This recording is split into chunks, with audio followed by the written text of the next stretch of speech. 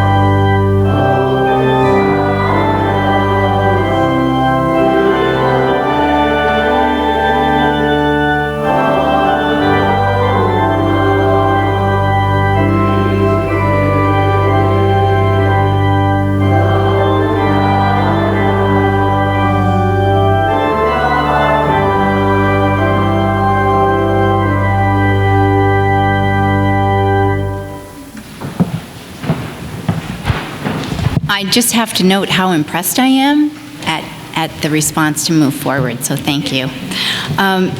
Our service, the in-gathering, always begins with a chalice lighting, and I'm pleased to ask Veronica Ty Dawson and her brother John to come up and help us.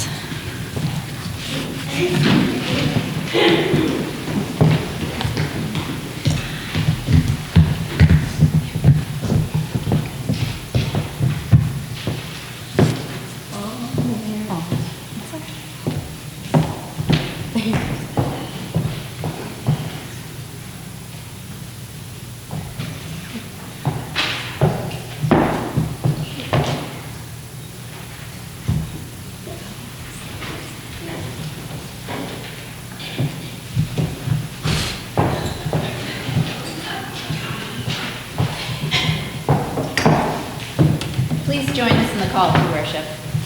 Come, let us gather. We gather to celebrate the Savior who is in and among us.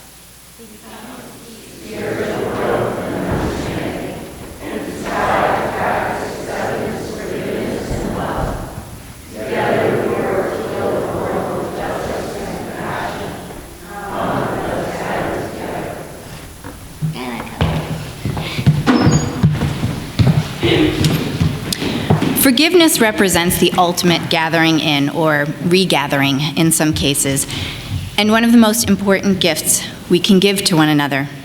We can all think of times that we were grateful to be forgiven, and when we, in turn, gave someone else this gift. Even ancient societies knew that turning aside hurt and beginning again is difficult, and so they developed rituals to help both individuals and communities to move forward in good faith and goodwill.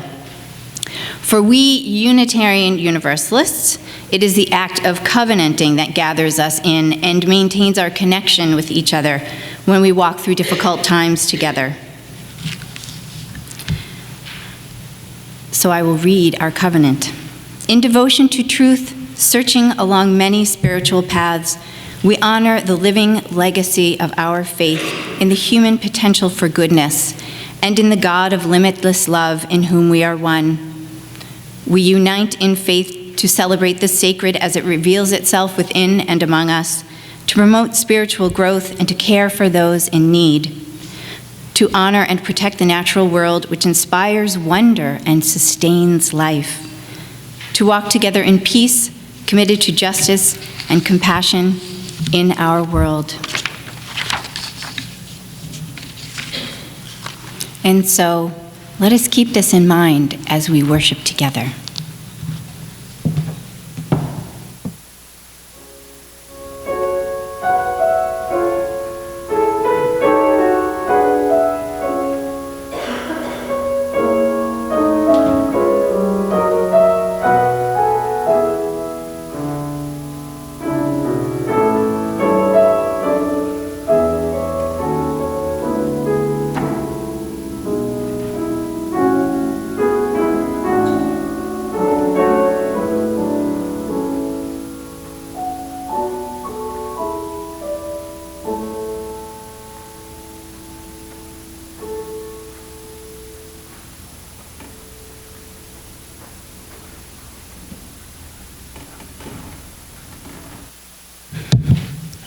The reading is a story from the Talmud, Rabbi Eliezer and the Beggar, adopted from Days of Awe by Eric Kimmel. In preparation for the high holidays, Rabbi Eliezer ben Shimon journeyed from the Academy of Yavna to his home in Jerusalem. Along the way, he passed through the village of Tekoa, where people stopped him and begged for a sermon from the learned scholar. He spoke of the potter at his wheel, the weaver at her loom, the blacksmith at his anvil. He told the townspeople, just as these artisans shape the raw material according to their need, so does the one who made us all mold each of us to his purpose. Now, among those who came to hear the rabbi was a deformed beggar.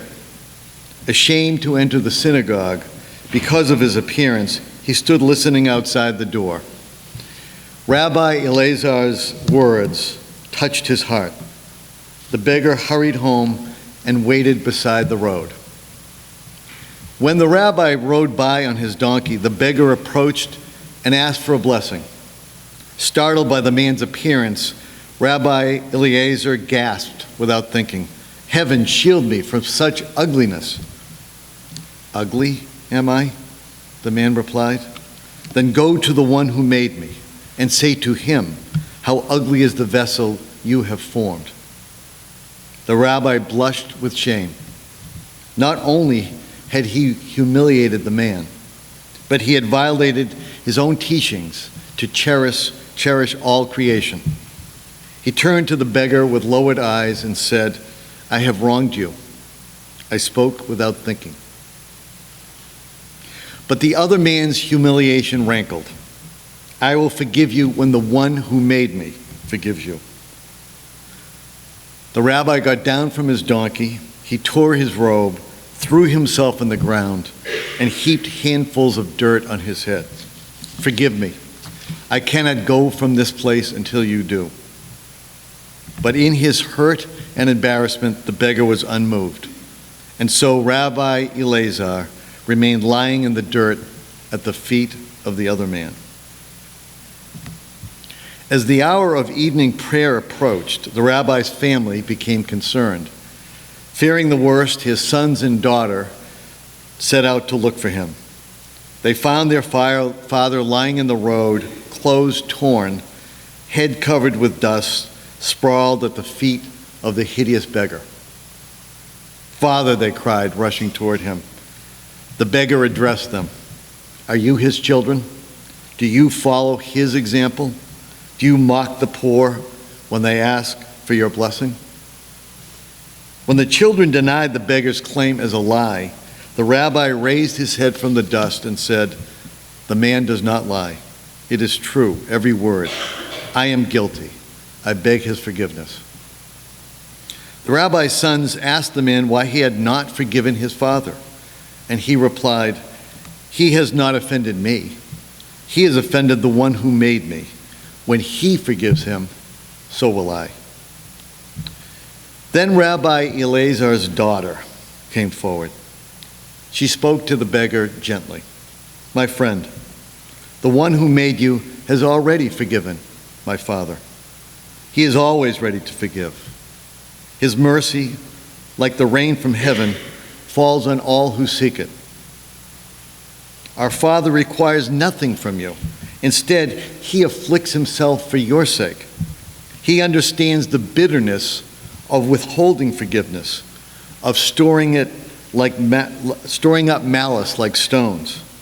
He will not leave the spot until you accept his apology and drop this bitter burden from your shoulders. Come, say with me the words, "I forgive." Begin the new year with a clean heart. The beggar, whose life since birth had been one endless round of abuse and misery, felt himself moved in a way he had never known before. The rabbi's daughter offered him her hand. He took it. They approached the rabbi together, and the beggar bent low to lift the sage from the dust. "I forgive you, Rabbi," he murmured. "Can you ever forgive me?" The rabbi answered, "It is already done." Then he arose and called for a new robe, which he placed on the other man's shoulders. He and his children lifted the beggar onto his donkey. With song and rejoicing, they continued home.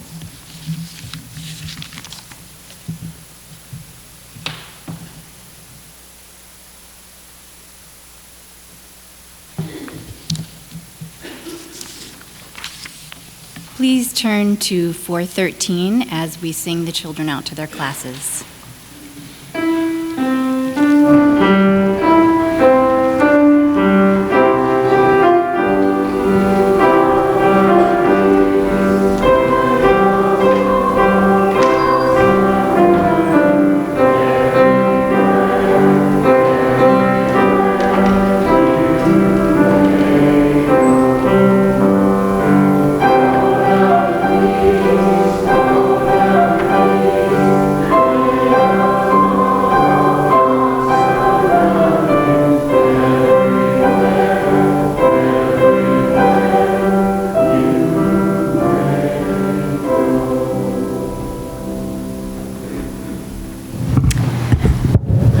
Stories such as Rabbi Eleazar and the beggar are beautiful little microcosms of wisdom about the ways we get lost and found in relationships, even when they are as short in duration as that of the rabbi and the beggar. With a few words and a little imagination, we are transfigured into each character in the story, for there are facets of them in each of us. Each of us finds ourselves in the position of the sage, the poor unfortunate, even the callous townsfolk, and the rabbi's faithful children. It begins with the comforting reminder that even the wise and compassionate make mistakes, and so none of us escapes the humbling experience of hurting others and disappointing ourselves in the process. Nor, of course, are we immune to being hurt in our turn, as we all have our vulnerabilities, which the beggar's deformity is a proxy for. But our fable hints at much more than the inevitable stepping on of each other's toes. If we look closely, we will see that transgressions are inevitable byproducts of human action and interaction. The intersection of all our individualities cannot help but make for unpredictable outcomes, some of which are most certainly negative or feel very negative. And of course, our drive to share and connect as people heightens the potential for chaos and breaches of trust, even as it does for joy and growth. Countless linguists tell us about the predicaments created by our thoughts and actions and how they're further complicated by our need to translate our experience and then transmit it to other people with words, very precarious and inexact medium of communicating. Rabbi Abraham Heschel develops the idea further, saying that our awareness is deeper than our concepts. We possess these insights that aren't accessible to the power of expression.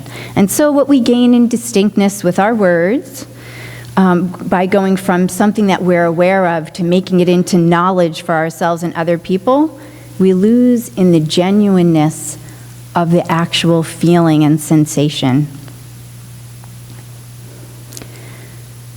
Rabbi Heschel also says that in addition to our awareness being deeper than our concepts and our ability to communicate them, that the inexactness, all of this inexactness, necessarily leads to two great threats to human beings and our relationships: uncertainty and the fear that what we do cannot be reversed.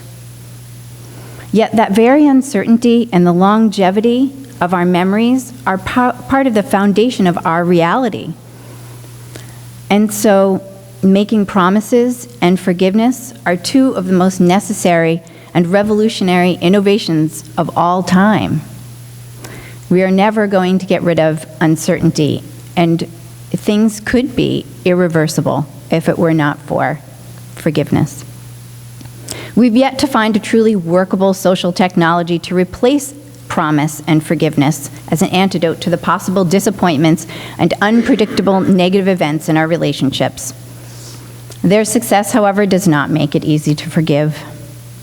Certainly, we've all been at least tempted to withhold forgiveness from someone. I know I have. Perhaps like the beggar, we held the anger and indignation as a shield against our sorrow or our anxiety about our worth. Or we wish to punish and seek vengeance on the perpetrator, especially repeat offenders or people we hold particularly dear. But the rabbi's inability to pick himself up from the dust and move on represents the stuckness that results when forgiveness is withheld. Indeed, both the rabbi and the beggar are literally and figuratively rooted to their positions, but in a way that doesn't provide for security and growth. While forgiving doesn't erase the deed or the memory of it, it interrupts a process gone wrong and refashions the course of events and the relationship into something more whole and healthful. The trespass revealed something in need of attention between us. Remorse and forgiveness allow us to retain the revelation that's provided by the wrongdoing, so that new information can inform future interactions in a generative way. So it's not necessarily a good thing to forget, in other words. It's what you do with the memory. The beggar's appearance isn't altered. The rabbi's thoughtless utterance can't be taken back. But the two of them have used vision and imagination to look down the road to a new relationship with each other and the larger world. As we all know, living is a full-time job, and adding to that our limited capacity to perceive all reality and the bumbling nature of our communication, it's a recipe for missteps. This is certainly one of the messages from Rabbi Eliezer. His learned and heartfelt message fell to pieces in the face of the unexpected, our unfortunate friend the beggar. Never would the rabbi have hurt the other man if he had had perfect knowledge and the capacity to act well upon that knowledge. This is the root of Jesus' radical command: forgive them, for they know not what they do. How many times have we felt that people knew exactly what they were doing? And that is often the real source of our difficulty in forgiving. While Jesus' assertion does not apply to the extremity of crime or willed evil, it does apply to the inevitable everyday trespasses that mount up on one another if we let them. Each time we act, something changes, which in turn affects the relationships we have. And most of these effects are completely unknown to us, or at least only imperfectly glimpsed. Rabbi Heschel elaborates where Jesus leaves us to keep wondering. Heschel says that knowledge does not consist merely of facts, but of experience of something unknown, something in its unknown state. Concepts which we put together in what we call knowledge come from the introduction and reintroduction to something new, or something new about something we thought we knew. We are fated to breach and repair repeatedly, gaining more knowledge each time. Rabbi Heschel goes on, in reality, we sense more than we can say. Again, we see the inadequacy of language, especially in the arena of spiritual life, an area of life to which relationships belong. And though we may have insights, even these stand between the objective reality of what is and the realm of conceptual and verbal cognition, or the ability to see things and say what they are. And since we can't know the whole truth of another's heart, we are destined to wound and to forgive even when we cannot maintain our connection as it had been, or possibly at all. Through the rabbi's children, we witness the typical exchange between wrongdoer and sufferer: hurt, blame, indignation, bullying, reasoning, and finally, hopefully, acceptance, truth, and love. But buried within the children's exchange with the beggar is another teaching from Jesus. The beggar claims that God's the true victim. Could this be true? The rabbi's daughter gently refutes this. Remorse gains the maker's forgiveness, she tells us. God doesn't need to forgive through human agency. Divine agency is so powerful, it cannot be bound up in the limitations of human capacity to perceive, understand, and act in love. Rather, Jesus says people must mobilize toward one another, create different actions, a new relationship, in order to be forgiven by the one who made us all. If ye forgive in your hearts, then God will do likewise. Matthew chapter 18, verse 3. And when ye stand praying, forgive, that your Father also, which is in heaven, may forgive your trespasses. In each case, the power is a human one. We are forgiven as we forgive. This isn't a stick or a carrot. We're being told that the ground within our hearts needs to be fertile in order to make use of the promise and possibilities of life and spirit. A constricted heart, one that's being squeezed by prolonged anger and grievance, cannot let in light and air necessary to the blooming of new life. New life with human and divine alike. But how is this to be accomplished in the face of our egos and our suffering? The good rabbi and the beggar give us few clues here, but a little, about the source of the capacity to forgive. A famous philosopher, Hannah Arendt, intimates that forgiving is connected to destroying and remaking. So it's about revealing, about revelation. And the ultimate revelation comes out of love. Loving, which allows us to shed our emotional armor. Contained within our forgiveness is the assumption that we forgive someone for their sake. Jesus said, her sins, which are many, are forgiven, for she loved much. Here's the basis of the conviction that only love can forgive and prepare us to forgive. Psychologist Thomas More helps us understand that love possesses the unequaled power of self-revelation and unequaled clarity of vision about what we lose and what we gain in our dealings with each other. Romantic love is an especially apt teacher, precisely because it's unconcerned with what the beloved person may be, to the point of being unworldly in its perception, interest, and attention. When the passions of love are burning within us, the other person's qualities, their achievements, their failings, their transgressions, they take a back seat to our regard for them and our endeavor to nurture the relationship into a thing of beauty and longevity. Love, by reason of its passion, destroys the spaces in between which separate us from each other. Only love can forgive, because only some variety of love can be truly receptive to who somebody is deep within. And only love is willing to always forgive whatever may have been done. Our love can bridge the gap between broken faith and forgiveness. And so, love is the torch we must actively kindle so that we might illuminate the roads we travel, with friend, with stranger, with beloved, with acquaintance, with new, old, and perhaps someday, enemy. So may it be.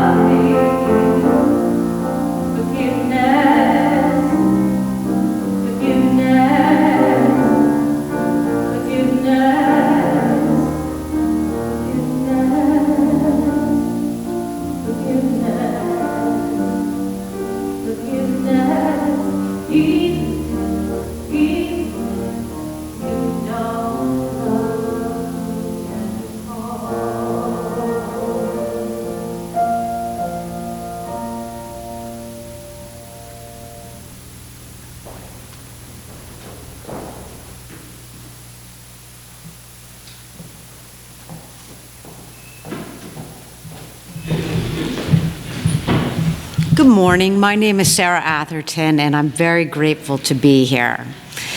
When Melinda asked me to speak about forgiveness, I've kind of changed what I was going to say numerous times, mainly because this is one of the few words that we get to practice throughout our life.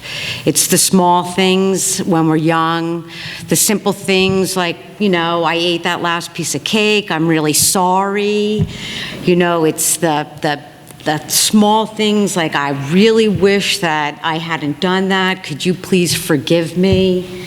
And these are things we learn when we're a child, and we keep practicing over and over.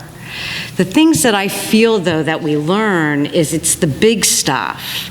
It's when we get older, when we really believe that we've been wronged, or what my mother used to say, holding a grudge, and picking up that grudge and walking around with it and basically saying, well, I can hold this against you because you did this on purpose.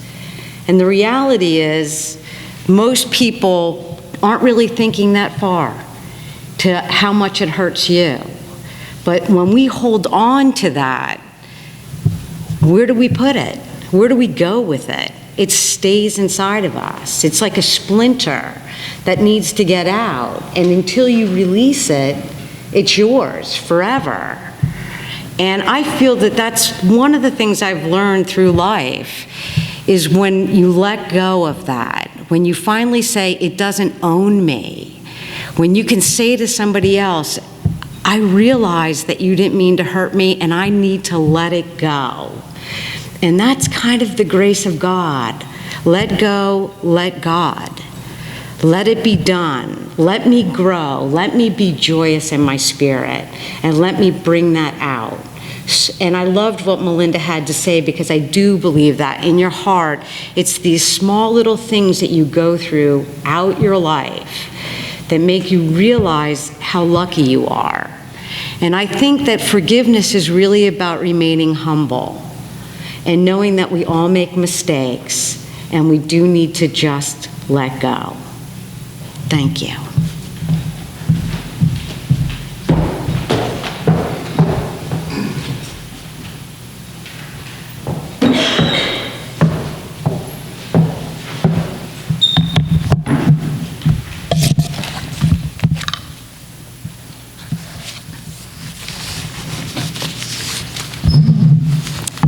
Today, we are actually all going to conduct the pastoral prayer. So if you would turn in the gray hymnal to 521 at the back. It's a call and response. And so the congregation's part is in italics. Thank you. May I be no one's enemy, and may I be the friend of that which is eternal and abides.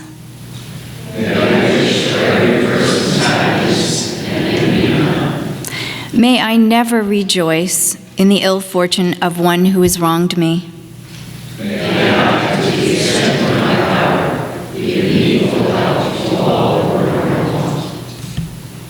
May I never fail a friend. May I always keep tame that which rages within me. May I accustom myself to be gentle and never be angry with others because of circumstances. May I know good people and follow in their footsteps. Amen.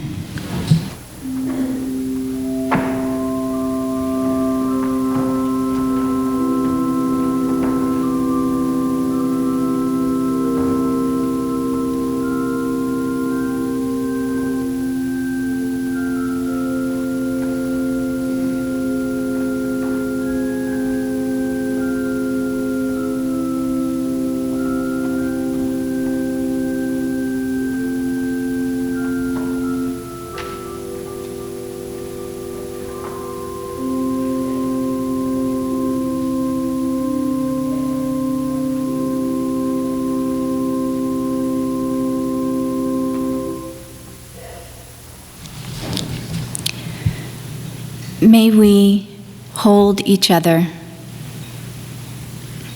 and may we send our compassion out into the world. May we share each other's joys and carry the burden of sorrow with each other.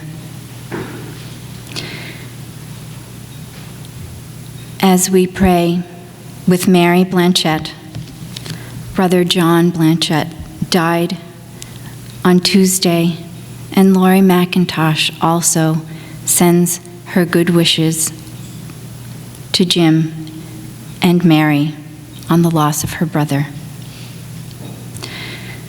And also, may we be with Andrea Geiling Moore and pray for their grandfather and father, whom they miss, and for her mother and their grandmother as she navigates life without him.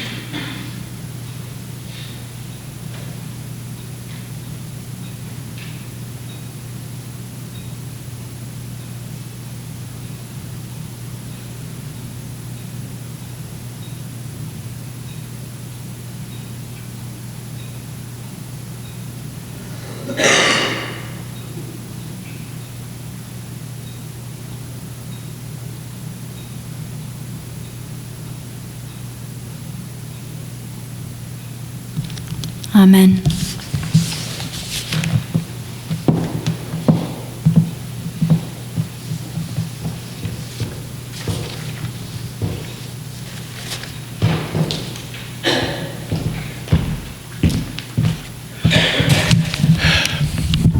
When I was in 8th grade, my father convinced me, actually he bribed me, to memorize one of the letters from St. Paul to the Corinthians, because he thought the message, this is the letter about charity, was so important. And he bribed me to memorize it in Latin. He gave me a good bribe. But he wanted me to learn it in Latin because he thought somehow that would stick with me. And at the time, I thought that was very doubtful. But here I am, and the message has stuck with me. And the last sentence of that letter is, Caritatem autem non habeam, nihil sum. If I have not charity, I am nothing. So with that, I ask you to give generously as you can to this faith community, and your gifts will be gratefully received.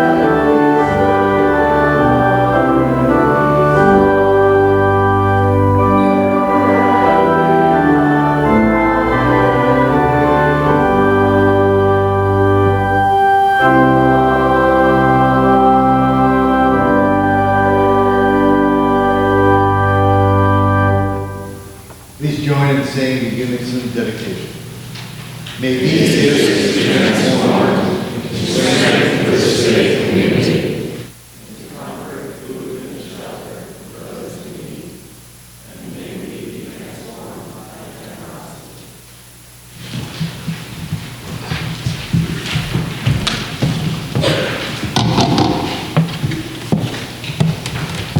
Please join us in singing hymn 205, Amazing Grace.